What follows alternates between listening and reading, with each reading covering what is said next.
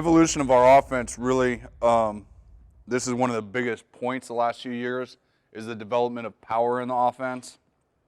The funny story that Noel always tries to use and always uses and gives about power is Coach Moore is an NFL guy. The whole defensive staff when we got there was NFL guys. So what session do you think you always had? 9 on 7. Well, we don't have 7 guys in the box. We have 5 linemen, a quarterback, and a running back. And you'll have all 9. So they got into 20 personnel and fast motion the guy out there and all the safeties and corners, and everybody was at 6 yards off the line of scrimmage and just came hauling balls downhill. So they just pulled up and threw it to the guy even though there was no wide receivers to block for him. I wasn't there yet, but I heard hell pretty much froze over from the head coach about what kind of offense is this that you can't even line up under center and run power. Well, if you got 9 guys in the box, why would I do something like that? We've kind of evolved.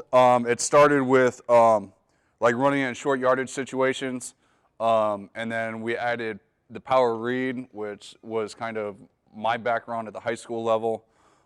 We added it because of the quarterback that we had at the time with Hunley, who was very good at it. Probably didn't get enough reps in it.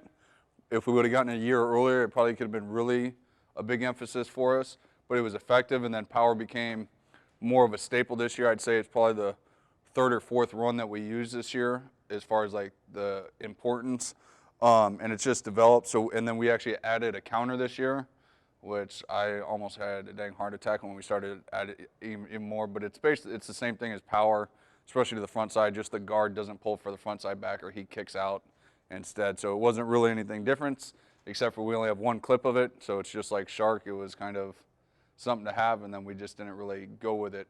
But so power, we got, so they ended up with all military names, which actually helped my brain because it made sense to me to have everything in a category for the line, so they all knew exactly what they were doing.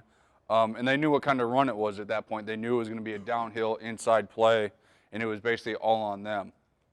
Okay, Ranger is our 2-back power, blocking by the offensive line. They're going to work to the second backer, which is, when we talk about the second backer, it's the backside backer by their count to the play side.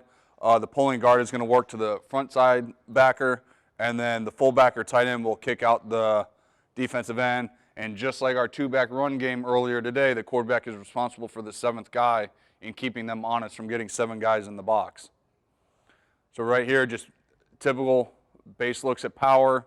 And this is where I've always asked the question, is a wing or a little sniffer, what do you treat him as? Are you treating him as a tight end, or are you treating him as a fullback or a wide receiver? Because if we can keep you in this box and you treat that guy as a running back and you're just going to have your extra guy be a safety, we're going to live in that world all day. So that's a big one for us. Okay, against the odd, double the nose to the backside. Oh, come on. Where am I going?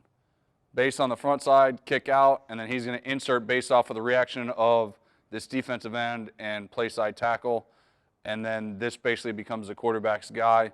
And normally when we get a look like this guy is not going to be a factor, so we normally just give the ball or throw a fast screen to the outside if they actually get into something like that. Against 3-3, come on. Going to push it all the way back. He's going to go back to here.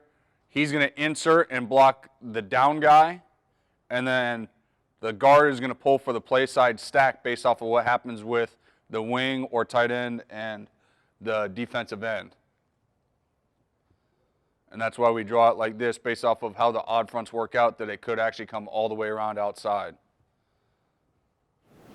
Coach, does your backfield alignment stay the same when you're running zone and power? Yes, it should. Of course, sometimes it doesn't stay exactly the same, but we'd like it to. Really, besides like 2 of our outside plays, we'd like all downhill inside plays to have the same exact alignment and almost the same exact footwork.